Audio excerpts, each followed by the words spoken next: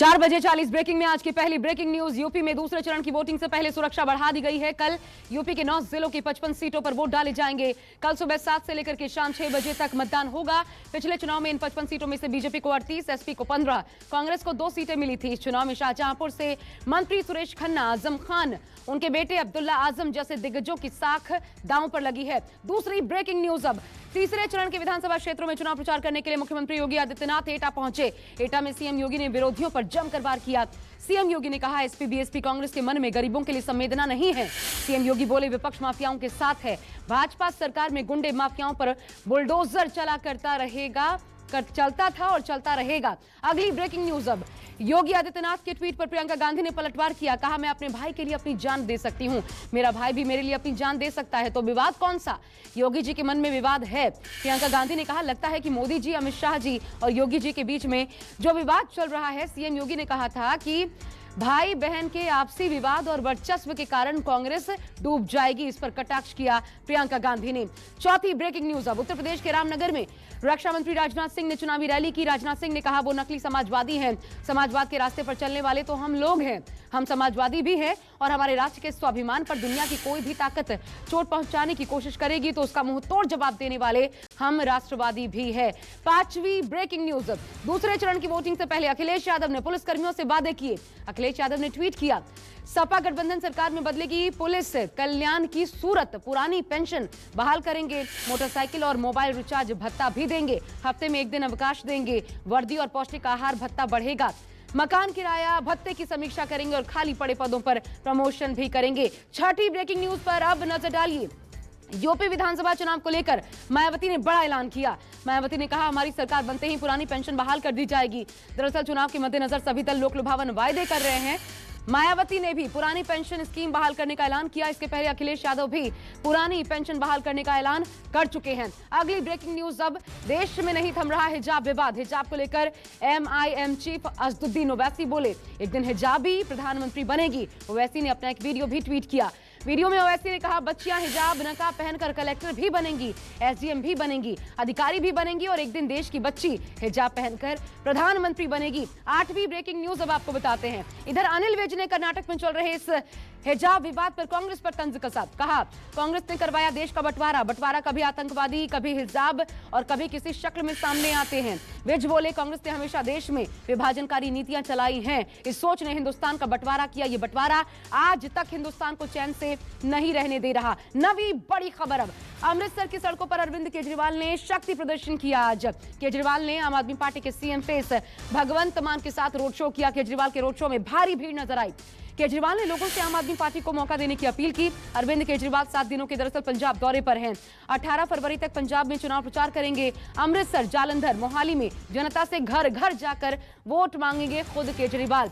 अगली बड़ी खबर पंजाब से ही जुड़ी। पंजाब में चुनाव से पहले अरविंद केजरीवाल ने सीएम चन्नी पर फिर बड़ा हमला बोला। अमृतसर पहुंचे अरविंद केजरीवाल ने कहा, चन्नी साहब चमकौर साहब से और भदौर से लड़ रहे हैं। हमने 3 बार सर्वे कराया, उन सीटों पर चन्नी साहब दोनों सीटें हार रहे हैं। अरविंद केजरीवाल बोले, चमकौर में आम आदमी पार्टी 52% है, भदौर में आम आदमी पार्टी 48%।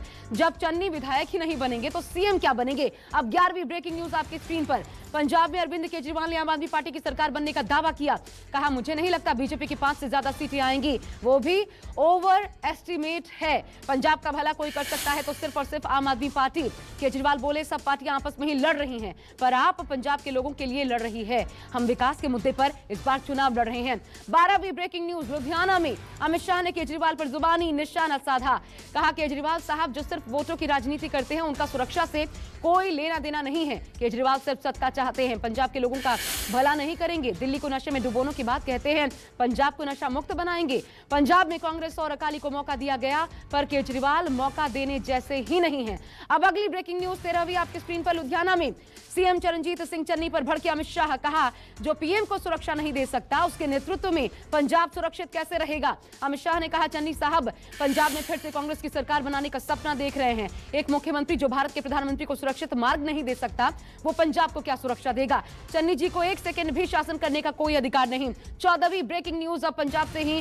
पंजाब के कोटकपुरा में प्रियंका गांधी ने हुंकार भरी। प्रियंका गांधी ने कैप्टन अमरिंदर सिंह पर निशाना साधा। कहा पंजाब में हमारी 5 साल से सरकार है जिसे दिल्ली से कांग्रेस नहीं बल्कि भाजपा चला रही थी। पंजाब सरकार के कई लोग रास्ते से भटक गए और फिर कांग्रेस सरकार पंजाब से चलनी बंद हो गई, सीधे दिल्ली से निर्देश मिला करते थे। 15वीं ब्रेकिंग न्यूज, प्रियंका गांधी ने इधर आम आदमी पार्टी पर जमकर आज हमला बोला, बीजेपी से 60 गांठ तक का आरोप लगा दिया।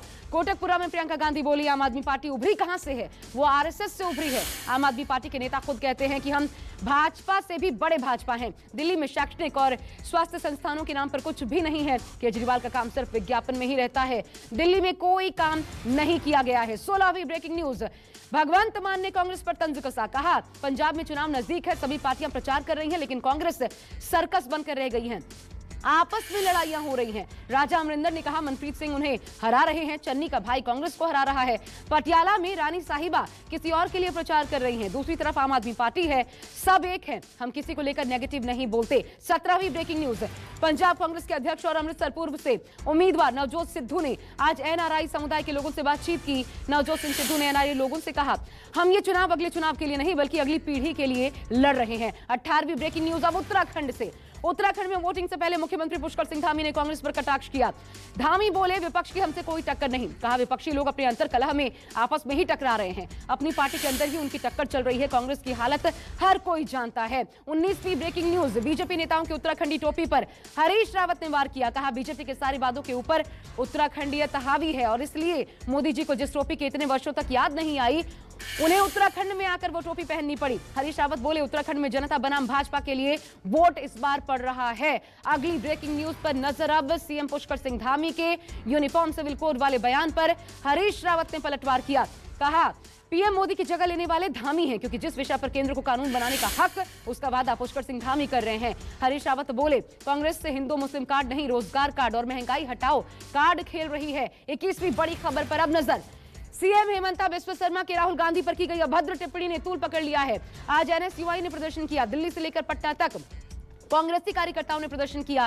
कांग्रेस के प्रदर्शन को समाजवादी पार्टी का साथ भी मिला। उत्तराखंड प्रचार के दौरान हेमंत बिस्वा शर्मा ने विवादित बयान दिया था। कांग्रेसी कार्यकर्ताओं ने माफी की मांग की है हेमंता से। 22वीं बड़ी खबर गुजरात से, गुजरात की एबीजी शिपयार्ड के 22,000 करोड़ के घोटाले और एफआईआर दर्ज होने के बाद कांग्रेस ने पीएम मोदी को घेरा है। रणदीप सुरजेवाला ने प्रेस कॉन्फ्रेंस करके कहा मोदी सरकार में घोटालेबाजों की लिस्ट लंबी है। एबीजी शिपयार्ड ने 28 बैंकों को चूना लगाया। ऋषि अग्रवाल को मोदी सरकार ने 5 साल तक बचाने का काम किया। 23वीं ब्रेकिंग न्यूज, रणदीप सुरजेवाला बोले 7.5 साल में 5 लाख करोड़ का बैंक घोटाला हुआ, एनपीए 21 लाख करोड़ हुआ। एबीजी कंपनी ने 28 बैंकों को चूना लगाया। 5 साल बाद एबीजी शिपयार्ड के खिलाफ केस हुआ।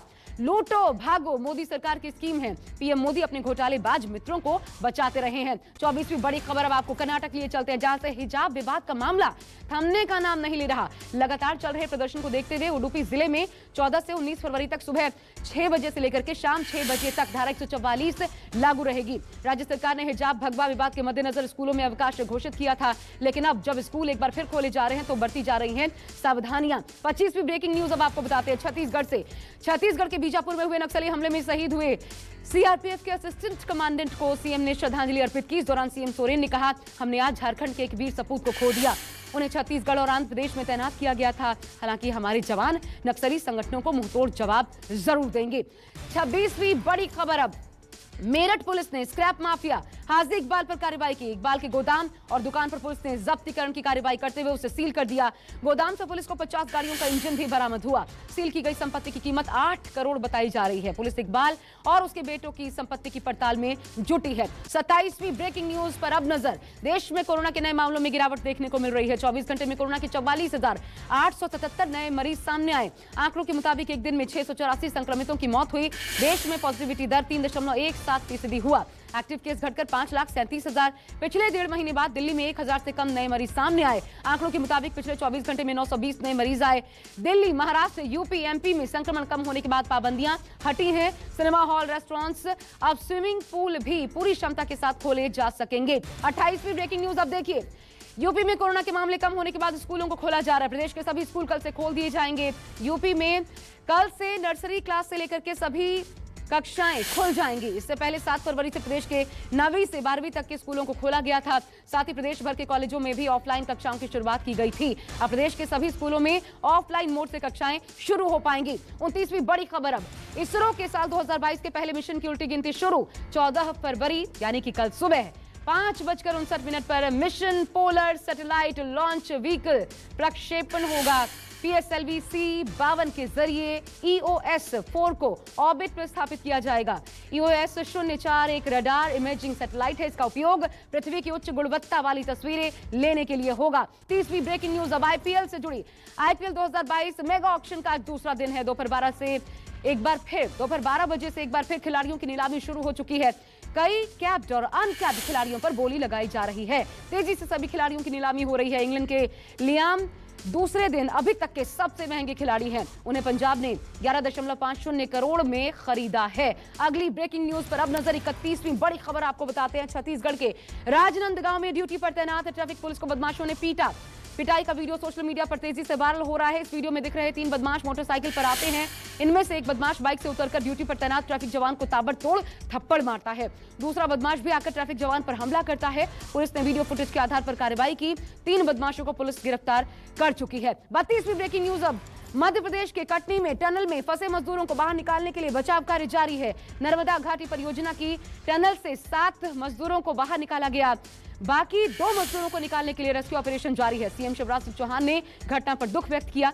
जिला प्रशासन को घायलों के समुचित इलाज के निर्देश भी दिए गए हैं। आपको बता दें, नहर निर्माण के दौरान टनल की मिट्टी धंसने से 9 मजदूर टनल में दब गए थे। 33वीं ब्रेकिंग न्यूज अब आपको बताते हैं बुलंदशहर से। बुलंदशहर के शिकारपुर में निर्माणाधीन लेंटर गिरने से बड़ा हादसा हो गया। लेंटर गिरने से 32 मजदूर दब गए। हादसे की खबर मिलते ही एसडीएम और तहसीलदार फोर्स के साथ मौके पर पहुंचे। पुलिस ने स्थानीय लोगों की मदद से मलबे में फंसे मजदूरों को बाहर निकाला, अस्पताल में भर्ती करवाया, जहां पर 4 की हालत गंभीर बताई जा रही है। अब अगली ब्रेकिंग न्यूज जम्मू कश्मीर के कठुआ से, जहां पर doctor on wheel ambulance service की शुरुआत हुई। 20 से 25 मिनट में देश के बेहतरीन लेबोरेटरीज और पैथोलॉजी सोर्स से पूरे शरीर की जांच होगी। केंद्रीय मंत्री जितेंद्र सिंह ने डॉक्टर्स ऑन व्हील्स एम्बुलेंस का उद्घाटन किया। जितेंद्र सिंह ने कहा इससे लोगों को काफी फायदा पहुंचेगा। 35वीं ब्रेकिंग न्यूज अब देखिए राजस्थान से। राजस्थान के चूरू में युवती के साथ गैंगरेप की खबर है। 4 युवकों पर आरोप है। आरोपियों ने गैंगरेप के बाद युवती को रस्सी से बांधकर दूसरी मंजिल से फेंक दिया। गनीमत रही बिजली के पोल से रस्सी फंस गई। सूचना मिलते ही मौके पर पहुंची पुलिस ने युवती को अस्पताल में भर्ती करवाया। आरोपियों को हिरासत में लेकर पुलिस अब पूछताछ में जुटी है। आप तक अपडेट पहुंचाते रहेंगे, लेकिन 36वीं बड़ी खबर पर, जो कि मुंबई से है, आपको बताते हैं मुंबई के अंधेरी में सनसनीखेज वारदात हुई है। घर की 7वीं मंजिल से पत्नी और बेटे ने शख्स को फेंक दिया। हादसे में शख्स की मौके पर ही मौत हो गई। सूचना मिलते ही मौके पहुंची पुलिस ने दोनों आरोपियों को गिरफ्तार कर लिया। पूछताछ के दौरान आरोपियों ने अपना जुर्म भी कबूला है। आरोपियों ने कहा घरेलू कलह से परेशान होकर इस हत्या की वारदात को अंजाम दिया। 37वीं बड़ी खबर दिल्ली से। दिल्ली के उत्तम नगर में मिठाई की 2 दुकानों में भीषण आग लग गई। सूचना मिलते ही दमकल की 5 गाड़ियां मौके पर पहुंची। कड़ी मशक्कत के बाद दमकल कर्मियों ने आग पर काबू पाया। इस आग में फंसे 3 लोगों को सुरक्षित बाहर निकाला गया। आग में जलकर लाखों का सामान स्वाहा हो गया। फिलहाल आग लगने के कारणों का हालांकि पता नहीं चल पाया है। अपडेट आप तक पहुंचाते रहेंगे। 38वीं बड़ी खबर, लेकिन उससे पहले यूक्रेन पर रूस से किसी भी वक्त हमला कर सकता है। दहशत में लोग हैं। अमेरिका ने इधर रूस को चेतावनी जारी की है। फिर से अमेरिकी राष्ट्रपति जो बाइडेन और रूसी राष्ट्रपति व्लादिमीर पुतिन के बीच फोन पर 1 घंटे तक बातचीत हुई। बाइडेन ने पुतिन से यूक्रेन सीमा पर डटे सैनिकों को हटाने को भी कहा है। 1 घंटे तक हुई बातचीत में अमेरिका ने कहा अगर रूस ने आक्रमण किया तो रूस को इसका अंजाम भुगतना पड़ेगा। 39वीं बड़ी खबर, यूक्रेन में टेंशन बढ़ी है। रूस ने यूक्रेन को 3 तरफ से घेर लिया है। यूक्रेन सीमा पर हथियारों से लैस रूसी सैनिकों की तैनाती बढ़ गई है। सैटेलाइट इमेज के दावे पर यकीन करें तो 1 लाख सैनिकों को तैनात किया गया है। बेलारूस, क्रीमिया और पश्चिमी रूस में तोपों और अत्याधुनिक उपकरण पहुंचाए गए हैं। अमेरिकी खुफिया एजेंसी के मुताबिक विंटर ओलंपिक खत्म होते ही रूस यूक्रेन पर हमला करेगा और यह हमला बेलारूस बॉर्डर से किया जाएगा। 40वीं और अंतिम ब्रेकिंग न्यूज इसी से जुड़ी। यूक्रेन पर रूसी हमले की आशंका के बाद डच एयरलाइन ने यूक्रेन के लिए उड़ानें बंद कर दी हैं। अमेरिका ने यूक्रेन में ट्रेनिंग देने गए अपने 150 सैनिकों को वापस बुलाया है। अमेरिका ने यूक्रेन के अपने दूतावास में काम कर रहे गैर जरूरी स्टाफ को भी वापस बुलाया। दूतावास के स्टाफ को पोलैंड जाने को कहा। Canada, Australia, Italy, Israel, Netherlands और जापान समेत कई देशों ने अपने नागरिकों को यूक्रेन छोड़ने को कहा है। नमस्कार, मैं हूं मानक गुप्ता। अगर आपको हमारा ये वीडियो पसंद आया हो तो इसे लाइक और शेयर जरूर करें और हां, हमें सब्सक्राइब और फॉलो करना ना भूलें ताकि आप देश और दुनिया की कोई खबर मिस ना करें। तो जुड़े रहिए हमारे साथ और देखते रहिए News 24।